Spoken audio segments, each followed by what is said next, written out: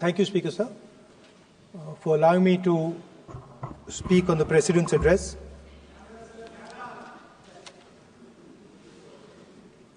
Camera. Thank you. Double thank you, sir.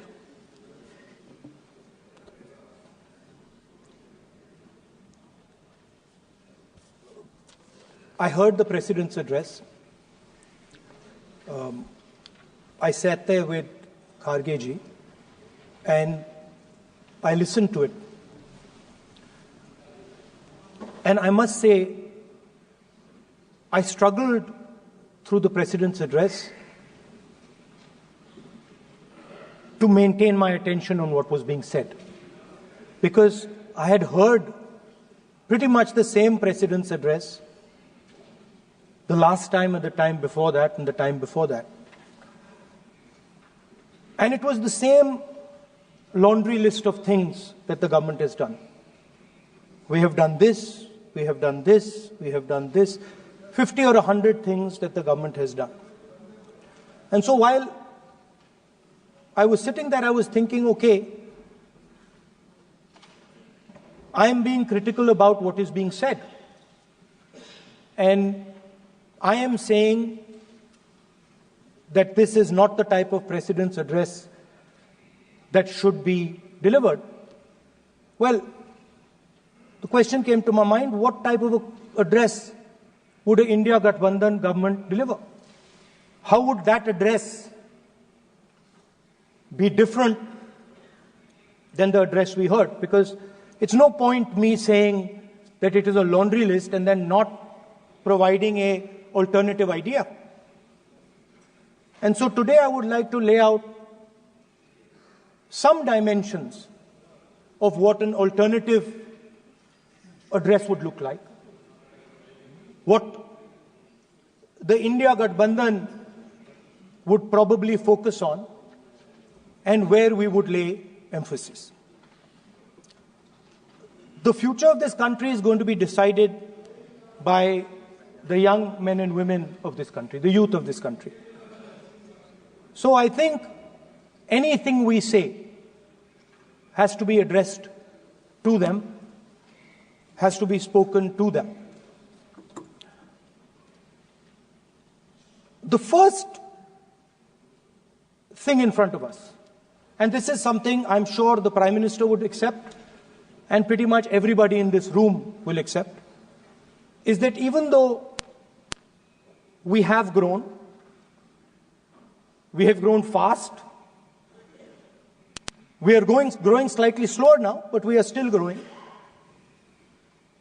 A universal problem that we have faced is that we have not been able to tackle the problem of unemployment.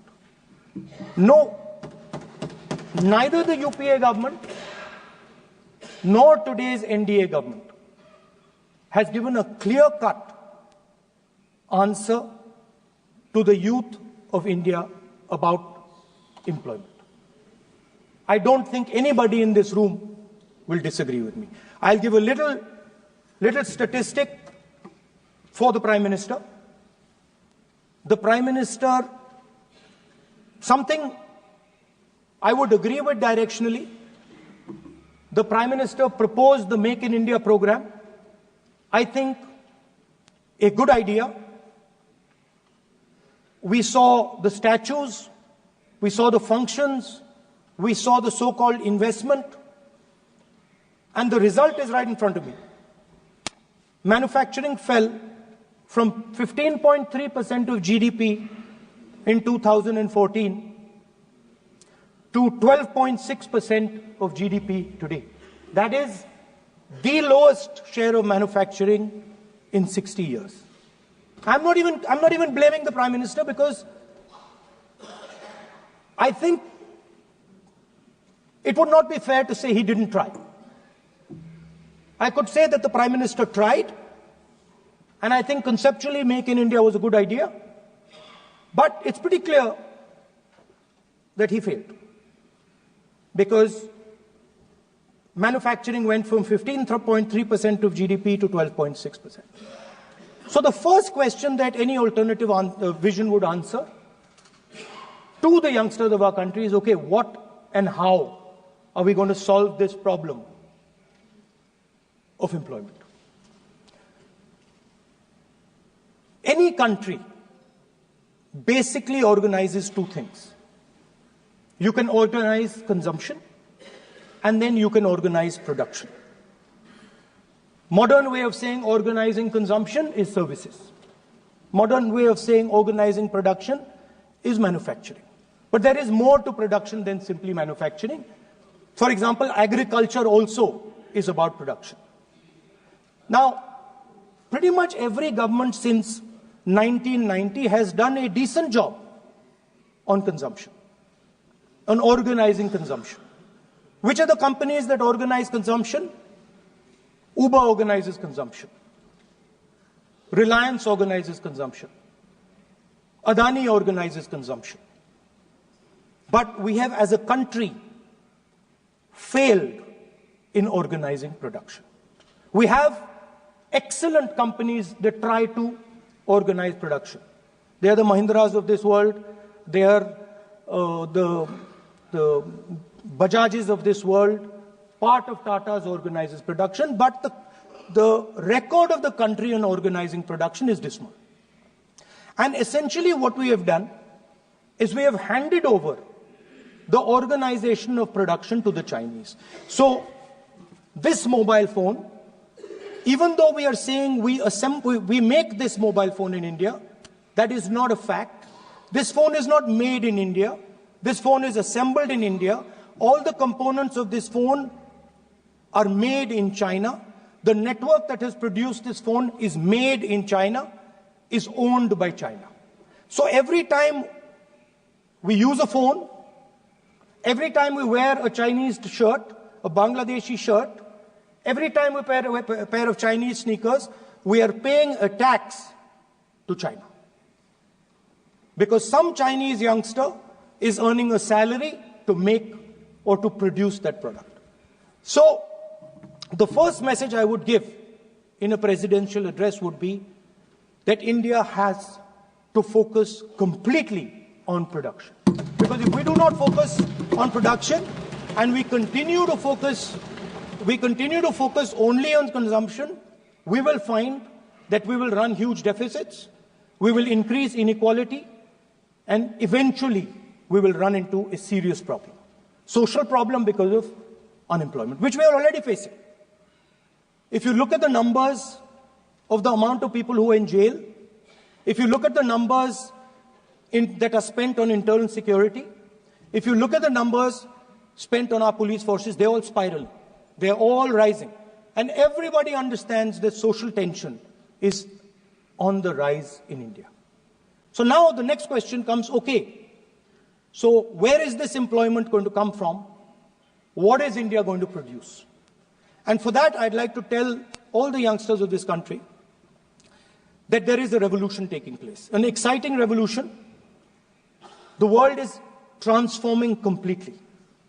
And the change that is taking place, at the heart of the change that is taking place, we are moving from the world of the internal combustion engine to the world of the electric motor.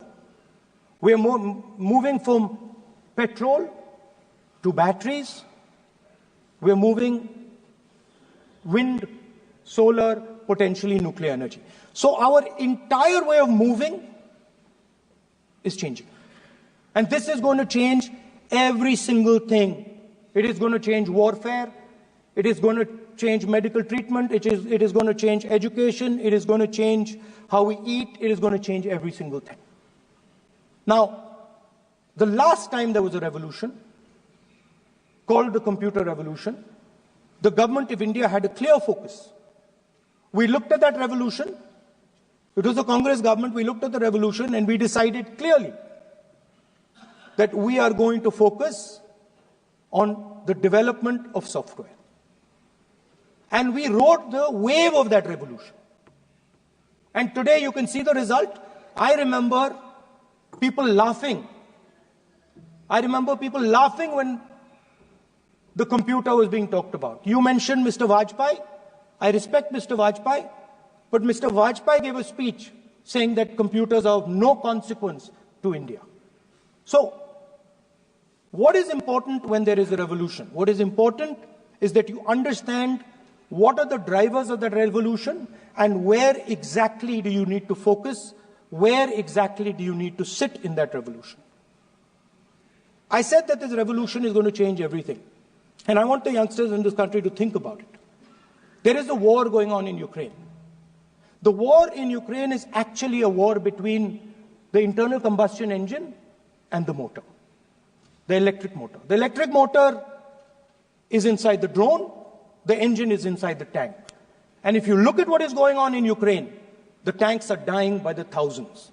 And small little drones with electric motors, small batteries, not much bigger than that, are destroying the entire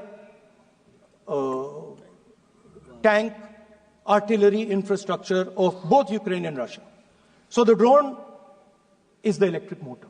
The drone is the battery. The drone also needs to see. So the drone is a camera. In the same way, electric cars. The electric car is a motor. The electric car is batteries. The electric car is cameras. Robots are exactly the same thing.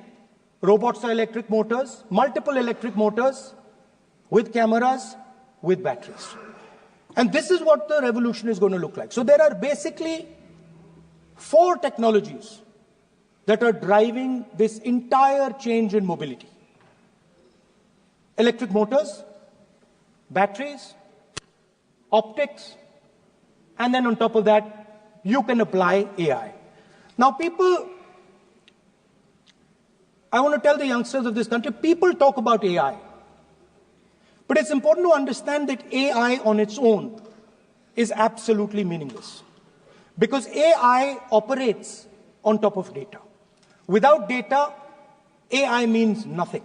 And if we look at data today, there is one thing which is very clear.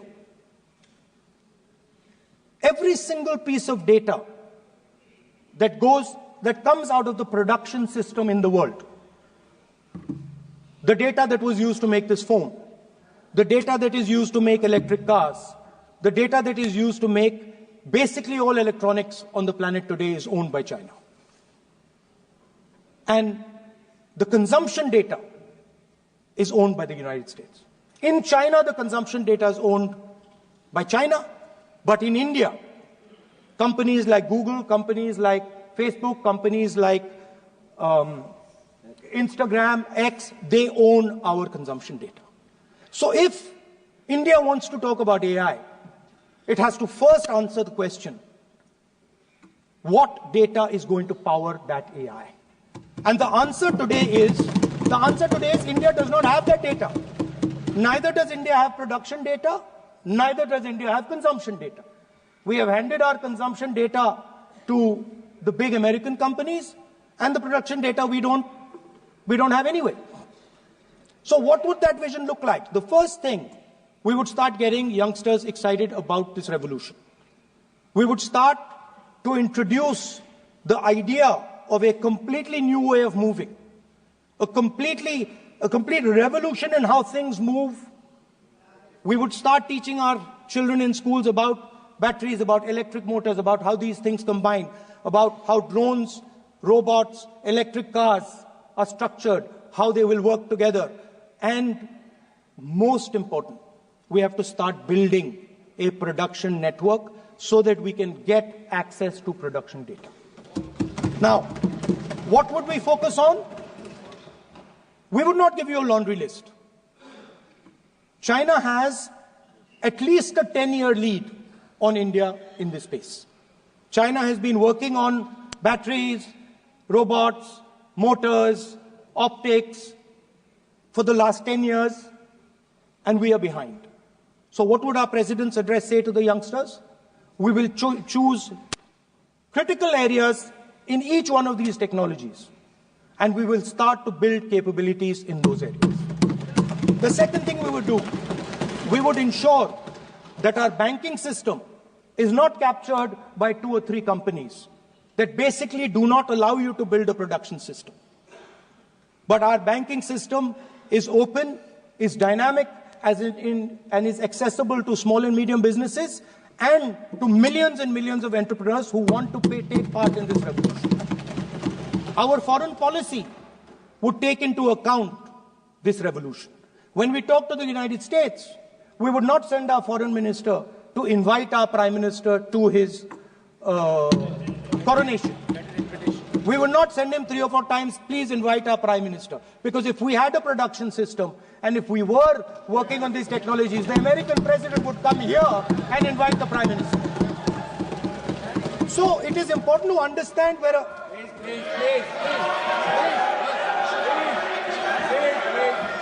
So I'm sorry that disturbed you, that question.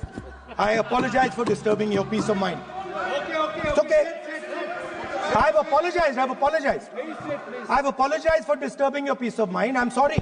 So we would start by telling our young men and women that they have to be at the forefront of this revolution. We cannot afford that the Chinese are at the forefront of this revolution. Number one. Number two, we would ensure that the absolute best experts on these technologies would talk to our students, would talk to our youngsters, and guide them on what a future, on what these future technologies are going to do. We would make them partners in this revolution. Now, we talk about defense. And today, we have the Chinese. And the Prime Minister has denied it. And the army has contradicted the Prime Minister. It's true. The Prime Minister has denied it. The Prime Minister has denied it, and the army has disagreed with the Prime Minister that China is sitting on 4,000 square kilometers of our land, of our territory. The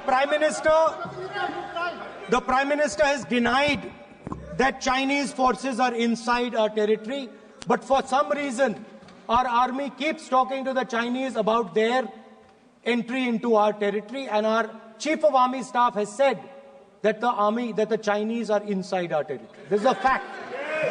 This is not invention, this is a fact. Now, but the reason China is inside our territory is important. Because people think that wars are fought between armies and their weapons. But the fact of the matter is that wars are fought by industrial systems. The fact of the matter is that China has an industrial system that is far stronger, far bigger than our industrial system. And that is why they have the guts to come inside this country. The reason China is sitting inside this country is because Make in India has failed. The reason China is sitting inside this country is because India is refusing to produce. And I am worried that India is going to give up this revolution to the Chinese once again. The reason I made this reference is because everything is connected. If and when we fight a war with China, we will be fighting with Chinese electric motors, Chinese batteries, Chinese optics, and we will be buying Chinese motors, Chinese optics, Chinese batteries. It is a non-sustainable proposition. That is why for our security, for the future of our children, for the future of our country, we have to build a production system, and we cannot allow this revolution to go by.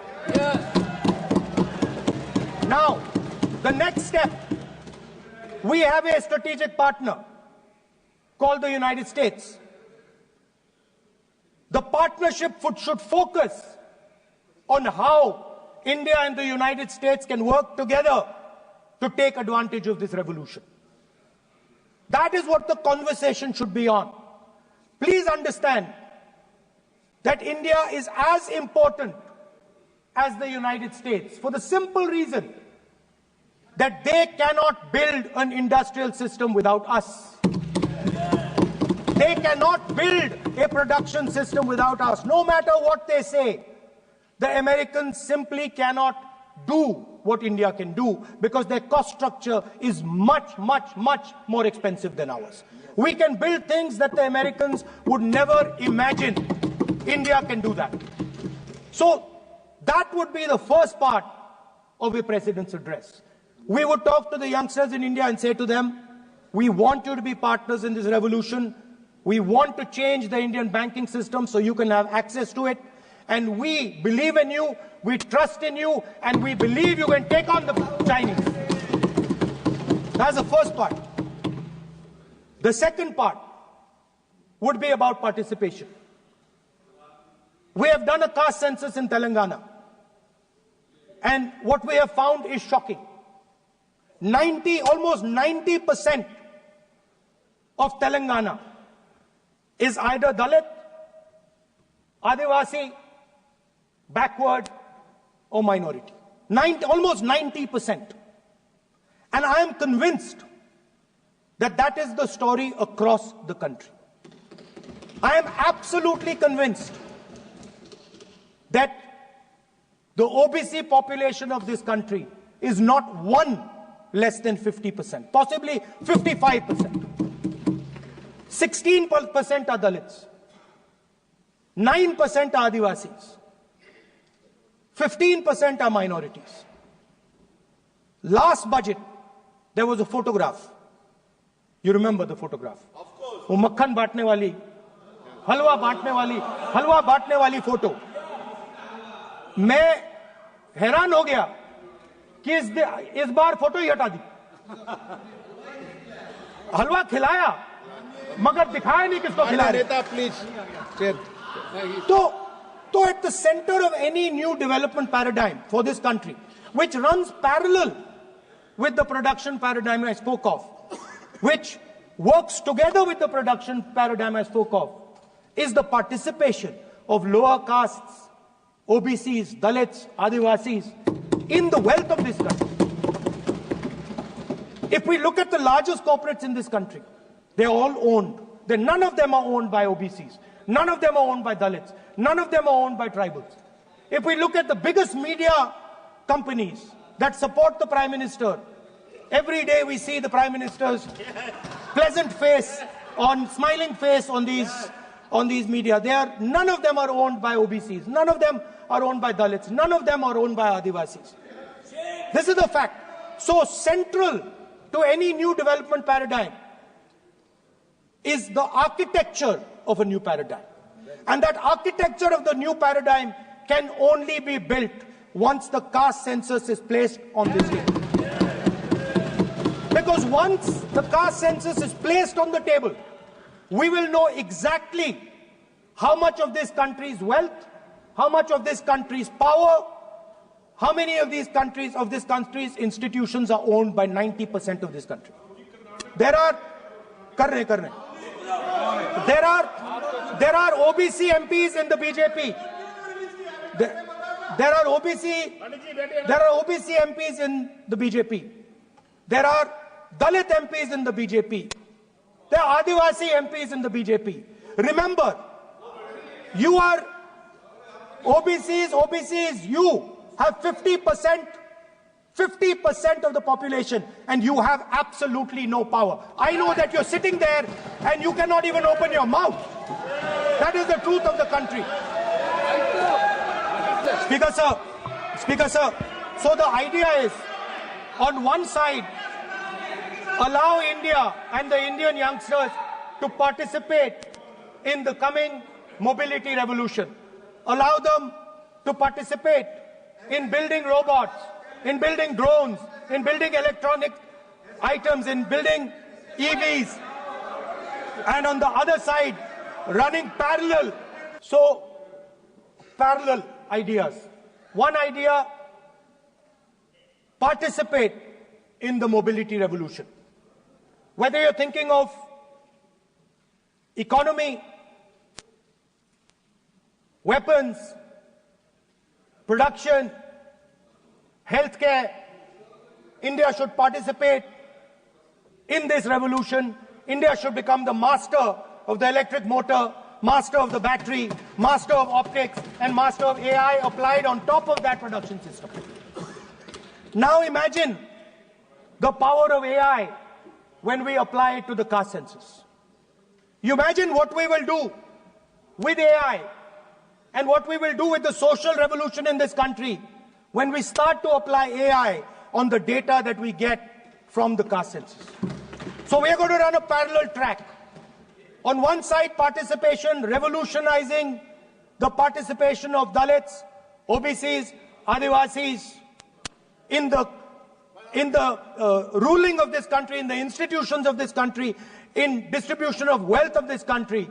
And on the other side, parallel track, challenge the Chinese and participate in the revolution and defeat the Chinese in electric motors, batteries, solar panels, and wind. Yeah. So that is the first two parts of any presidential election address that any India Gathbandhan leader would give you. The final, of course, we go back to the Constitution. This, our favorite, just like the production system is a weapon, just like Jati Jangarna is a weapon of transformation, this is what the entire architecture is built on. I remember before the elections, all of you were saying 400 par, and you were saying you would change this. And then I was glad to see that the Prime Minister walked in and then was forced to bow his head in front of the Constitution. It was a moment of pride for all Congress people that we had explained to the Prime Minister and to the whole country that no force will dare touch this. Yeah. I know that the RSS has never accepted this. Mohan Bhagwatji has said that India didn't get independence in 1947. He has said that this constitution is meaningless. I know that that is at your heart. We will never let your dream come true. This constitution is going to rule India always. Now, एक minute sir Mohan Bhagwat आप नियम प्रक्रियाओं की पालन करें आपसे अपेक्षा sir Mohan Bhagwat जी ने स्टेटमेंट दिया मोहन भागवत का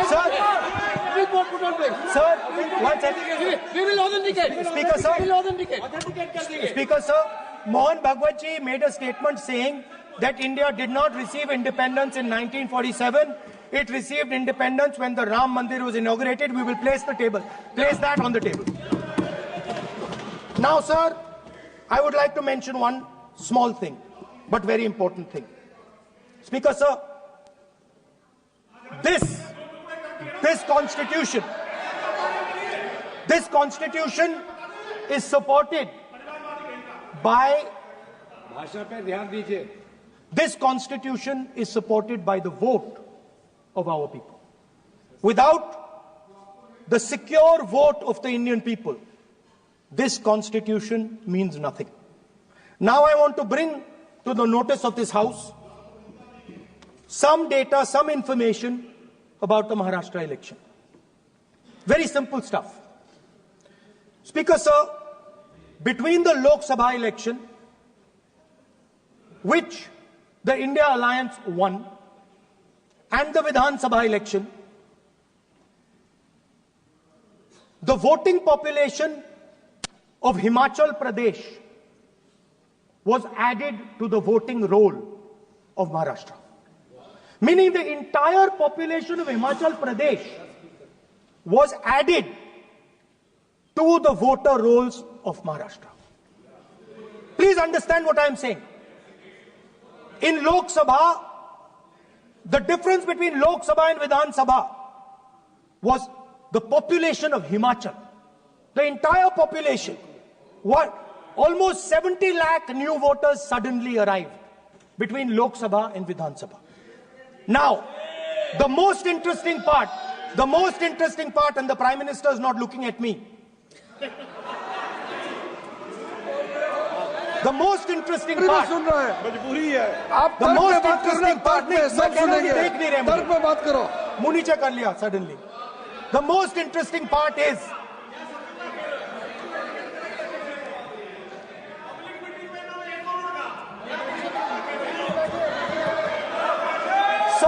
Sir, Maharashtra में more voters were added in 5 months in Maharashtra than were added in 5 years in Maharashtra.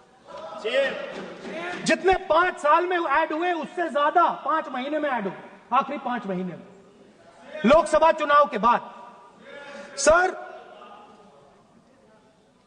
एक बिल्डिंग है सर शिरडी में, एक बिल्डिंग में 7,000 नए वोटर एक बिल्डिंग में ऐड हुए सर। एक बिल्डिंग में 7,000 नए वोटर ऐड हुए sir.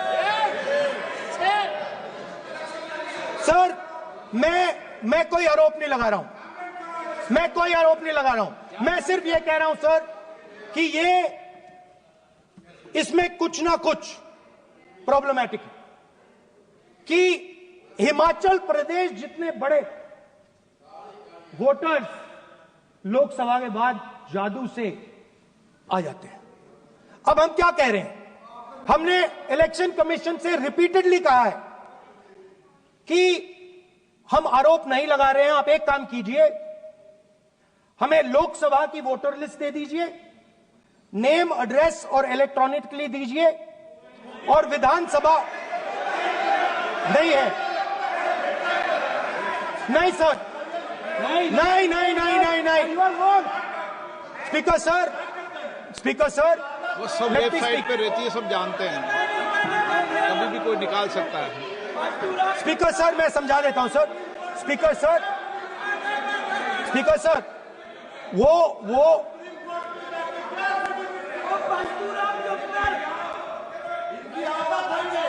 Speaker sir, we have asked, speaker sir,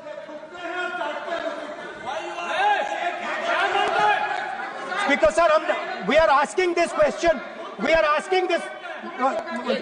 Speaker sir, population of Himachal Pradesh. Please.